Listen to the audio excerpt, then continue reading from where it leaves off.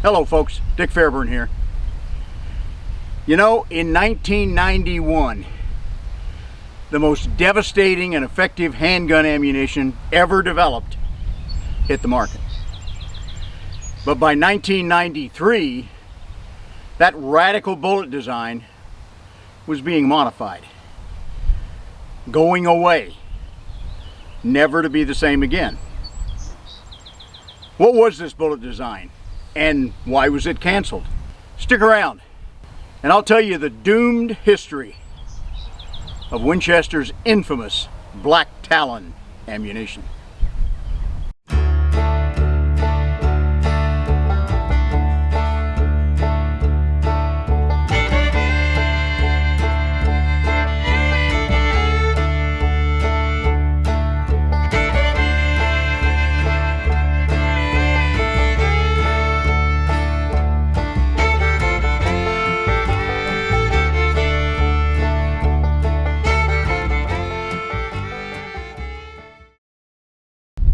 By 1991, the field of terminal ballistic study had been invented by Dr. Marty Fackler, an Army colonel working at the Letterman Institute at the Presidio of San Francisco. His job there was to test bullet performance and help surgeons better treat bullet wounds. I've talked about that before. He also helped the FBI develop their famous 8-part ammo test, which was coming online. And that included testing handgun bullets, and even rifle bullets later, in both bare gelatin as well as through intervening cover like heavy clothing, windshield glass, body metals of cars, and everything else. I apologize for the wind today, folks. I've been waiting 2 or 3 days to make this. The wind just simply won't lay down here. So I hope you can hear me the best you can. As ammo companies and bullet manufacturers were scrambling to come up with new bullet designs to meet that FBI test, I got a call from a friend who worked at Winchester. And he told me that Winchester had a new product about to hit the market.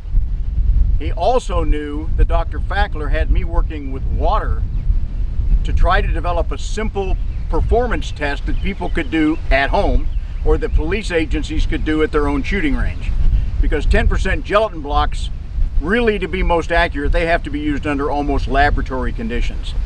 The clear gel that we see being shot so much on YouTube today, it's an approximation, but it really doesn't measure up to 10% gelatin. But Fackler had already determined that when you fire pistol velocity hollow points into water, the expansion and the fragmentation is almost exactly what he was getting in these gelatin blocks. He needed a way to test penetration, to measure how far those bullets were going. And ultimately, I developed a system using 1-gallon milk jugs. I've talked about this before too. I calibrated it at the Hornady lab, the ammunition facility, testing the same loads in water that I had tested in Hornady's calibrated 10% gelatin blocks. And we have about a 95% accurate way to test bullets up to about 17 or 1800 feet per second. Beyond that, the water is more destructive to the bullets and things don't hold up as well. So not long after I got the call from my friend at Winchester, I received a box in the mail, an unmarked white box containing some 40 caliber Smith & Wesson ammunition, 180 grain hollow points, and they were black. Interesting. So I filled up some of my gallon jugs. I went to the range and I wanted to see what these things would do when I punched them into that simulator that so closely matched 10% gelatin, which so closely matches human tissue.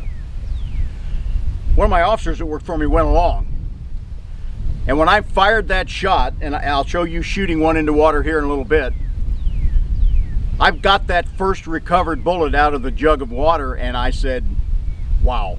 Mark wanted to see what it looked like, so I threw the bullet to him, and when he caught it, he said, ouch. When he caught that first fired Black Talon, one of the sharp points that stuck out on it cut his hand.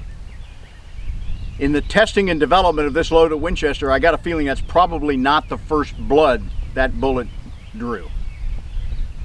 But this thing is nasty. Not long after that test, where I shot those 40 caliber loads into water jugs, I was at a competitor of Winchester's, another ammunition factory, and I showed them the new Winchester product. The CEO of that place was absolutely shocked. He looked at that bullet with the sharp point sticking out and said, "Oh my God, this is a killer bullet." I thought that was kind of funny and laughed. He didn't necessarily think it was that funny. And I said, "Hey Steve, we don't normally shoot people we like. Isn't doing a lot of damage the whole point to shooting someone in the first place?" But that killer bullet response was soon to become almost universal criticism of Winchester's Black Talon load. Now, the Winchester lineup of Black Talons eventually expanded to all the serious handgun calibers: 9mm, 10mm, 40 Smith & Wesson, 357 Magnum, 44 Magnum, and 45 ACP. The 44 Magnum and the 357 Magnum were kind of hunting grade loads, not necessarily self-defense. The penetration and expansion of these bullets in my water testing was outstanding. But the primary, and therefore the most controversial feature, were those sharp talons sticking out. Now, that Talon technology is still with us. Now they just refer to it as T technology. And the thing that's interesting, when I first saw this bullet, I pulled one out of the case to look at the entirety of the bullet. It had an open base. The jacket just folded over the back end of the bullet the way a full metal jacket would, because a full metal jacket is open at the base, closed at the tip. Most jacketed hollow point designs, virtually all others that I'm aware of, with the exception of Spear's Gold Dot, but that's another topic, all of the jacketed hollow points have a closed base and are open at the tip to allow fluid to get in and expand that hollow point on impact. The Black Talons are actually open at the front and rear. And it also uses a stiffer jacket material, which is a little thicker at the front. So they make it like a full metal jacket, open at the base. Don't know the preformed shape of it. And then they punch that hollow point down into the front. So it looks kind of like a conventional hollow point when you look at the loaded rounds. But it acts very differently when it expands. When a Talon bullet opens up, the jacket material folds out, leaving 6 sharp triangular points of that jacket. And they're sharp, very sharp. Hence the name Talon. It looks like it has eagle talons sticking out. And that's the way they designed their box logo, with an eagle talon. When my buddy caught that first bullet, he said it looked like a flying chainsaw coming at him. A fair description. So why do I say the Black Talon is the most effective handgun bullet ever designed? Because of those razor sharp cutting points. I saw slow motion impacts of that Talon going through 10% gelatin blocks, and while you normally get in those slow motions, you can see a bullet's spin, gyroscopic spin, as it goes through the gelatin block. With this one, it was not just shoving the gelatin out of the way, you could see slices where those tips were cutting through the gelatin. When other hollow point bullets expand, they present a smooth, blunt frontal surface. And while that larger expanded diavity creates a larger permanent or crush cavity, it pushes the tissue out of the way. It pushes blood vessels out of the way. Now, you can rupture those blood vessels as it passes through, but those smooth hollow points tend to tear those blood vessels. They stretch them past their limit, they tear. They're going to bleed, but they're not going to bleed like a blood vessel that's been sliced by a cutting instrument. Black Talons cut the blood vessels that it contacts. Just like a broadhead archery head, razor head that we use in archery hunting, those things illustrate how cut vessels bleed out much faster.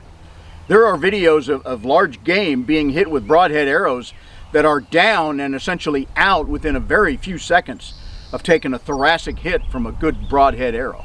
Now, if a bullet does not disrupt the central nervous system, the brain or upper spine, the only way you're going to put somebody down is through blood loss. The faster they bleed out, the faster they go down. And the Black Talon is the best design ever with pistol bullets for that bleed out effect. Now, when the media got word of these things, they went wild. And the anti-gun groups, who are essentially interchangeable with the mainstream media, they joined in. Even other ammunition companies spoke out against this Winchester bullet that was, they thought, so terrible. The reason they thought it was so terrible is because it was so much more effective than anything they had designed.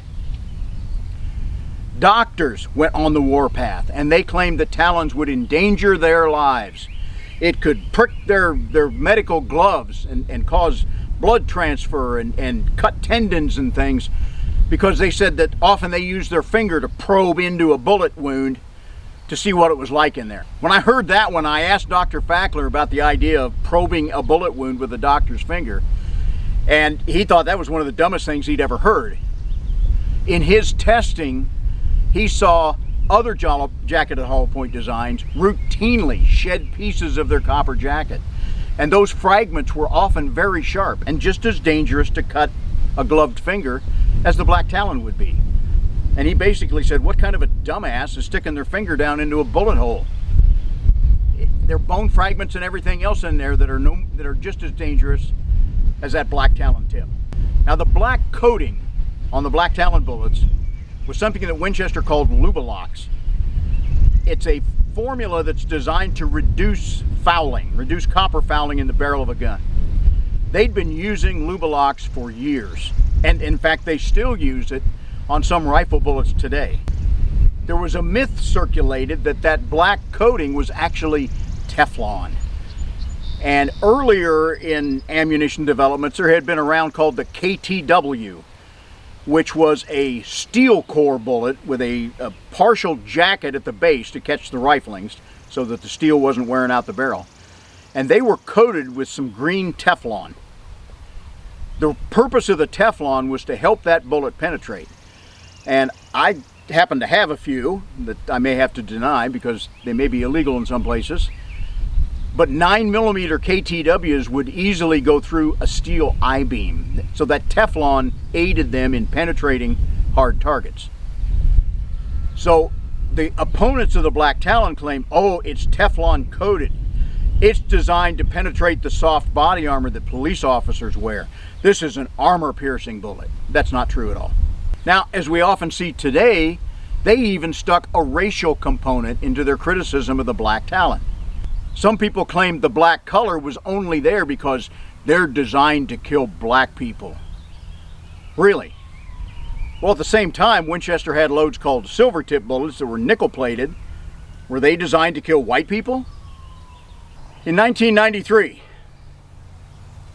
a mass shooting at a San Francisco law office resulted in 15 people being shot. 9 of them died. At about the same time, in another mass shooting on the Long Island Railroad, 25 people were shot, with a death toll of 9. This particular shooting was a 9mm Black Talon incident. I'm not sure of the caliber of the one in San Francisco. In both cases, medical examiners stated that they didn't think the Black Talons really resulted in that much more in terms of death than they would have expected from other jacketed hollow point loads. They didn't really comment on the Talons themselves. They just said they're jacketed hollow point bullets. They kill people. But no one could estimate how quickly the people went down or how rapidly those dead people bled out. So we didn't have a good street performance handle on the Black Talons, except that in that couple of year period, the agencies and the people who were using them, they developed a hell of a reputation for stopping people quickly on the street.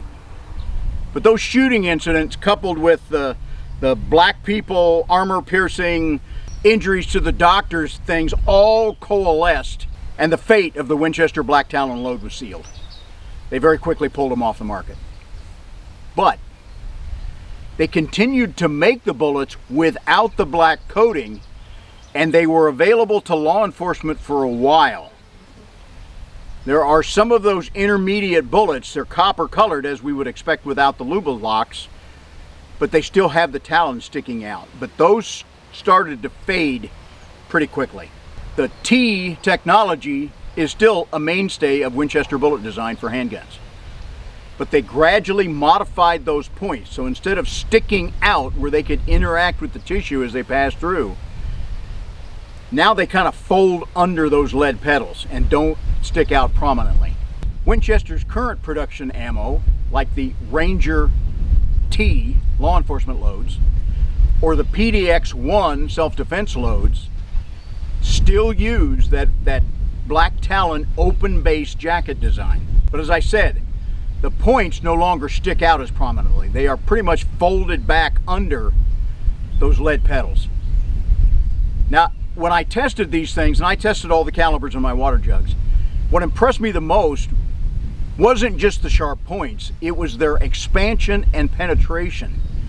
It was second to none. The 40 Smith & Wesson loads in 180 grain hollow point and the 45 ACP Talons with a 230 grain hollow point that I will test for you today out of a short barrel, they still produce the largest expanded diameters of any loads I have tested, and I have a 3-ring binder full of different handgun loads I have tested in the water jugs. And their penetration easily meets the FBI standard of 12 inches minimum. The 45 ACP load is the most awesome of the group. They routinely expand to 80 caliber and penetrate 16 inches. Now wait a minute. All the 9mm fanboys tell me that the 9mm always out-penetrates the 45, right? No, depends on the bullet design. And that Black Talon 45 is a beast. Lots of penetration and massive expansion. For another video, I recently tested the Ranger T in 9mm. The version I had was a 124 grain plus P 9mm load. It gave good performance, good expansion, good penetration, but the sharp points are no longer prominent. They're folded under. Today, for this test, I will show you the Black Talon 45 ACP load in a Springfield Armory XDS. That's a 3.3 inch barrel. I've tested them before in 5-inch barrels and commander length, roughly 4-inch barrels. I've never fired them in a compact 45 like this. So I wanted to have one to line up and show you comparison what that drop in velocity gave us. And the velocities will be quoted for you as well. Okay, this is chronograph testing of the 45 ACP 230 grain Black Talon. This is from Springfield XDS. This is a 3.3 inch barrel.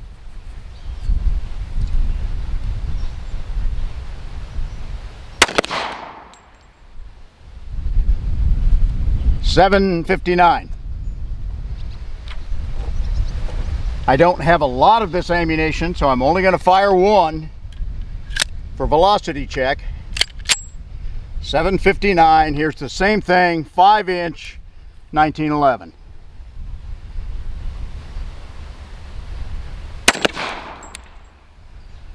.903. 759 and 903. This is a test of the 45 ACP Black Talon vintage 1991 short barrel Springfield Armory XDS 3.3 inch barrel. I've tested this in commander length and full 5-inch length 1911s. I want to see what it's going to do with the lower velocity from the shorter barrel.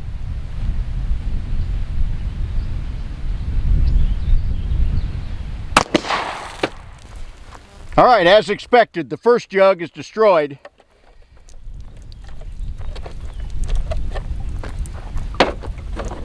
Second jug, you can see the tearing effect. You can see those cutting points of that Black Talon going through there and coming out the back of jug 2. Same into jug 3. You can see that's not a round hole, it's splitting those jugs. It is in number 4 apparently.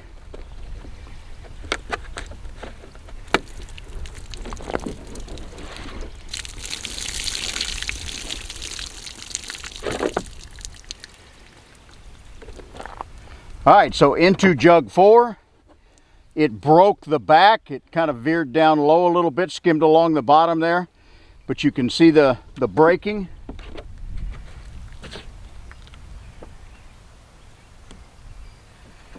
It did not mark the next. It did not mark the face of number 5.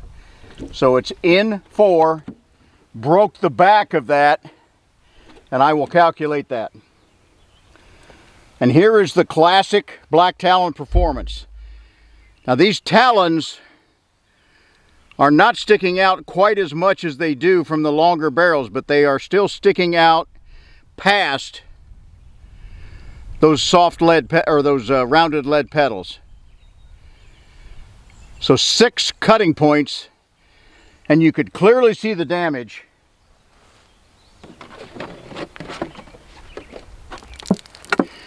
You could clearly see the cutting effect of those points going through these ladder jugs.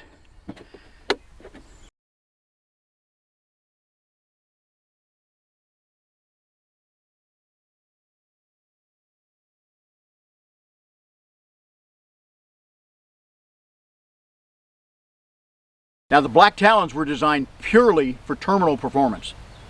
Several of the loads are not particularly hot loads, in like the 10mm, the 357, and the 44 Magnum. They're not top end performing loads.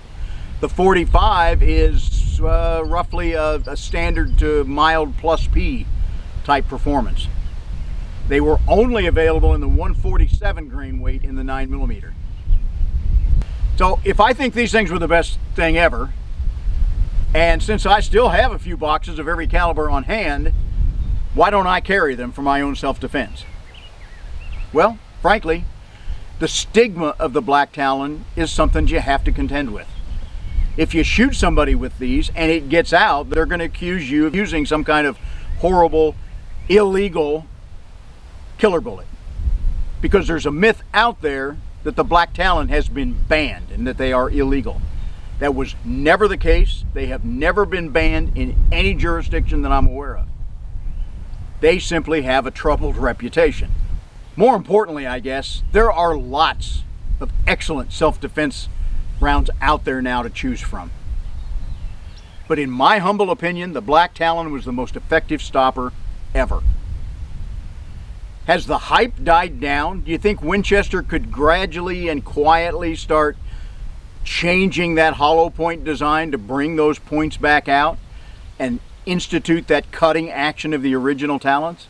You think they'd ever bring it back? I don't think so. One of the major problems we have in this country, in my humble opinion, is we have way too many lawyers.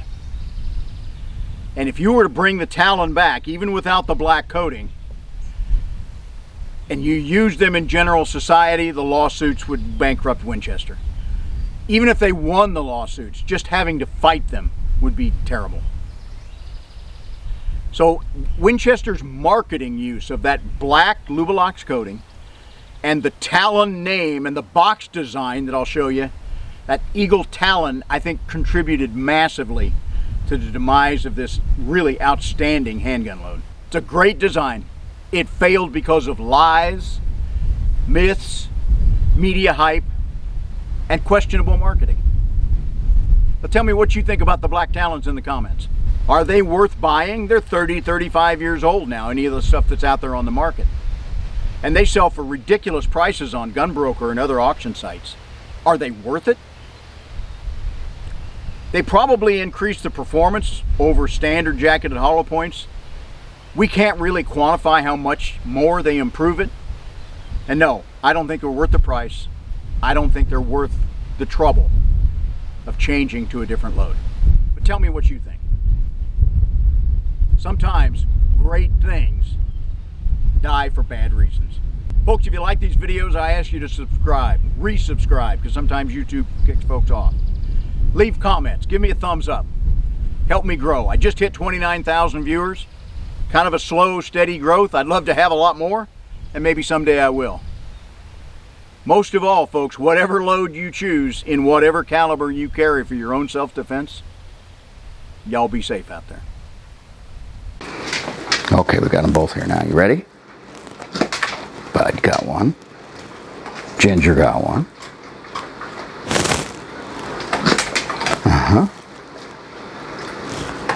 Oh, she missed it. She usually gets them, doesn't she, Bud? Okay, girl, last one. Ready? You ready? Yeah! That's all there is till next time.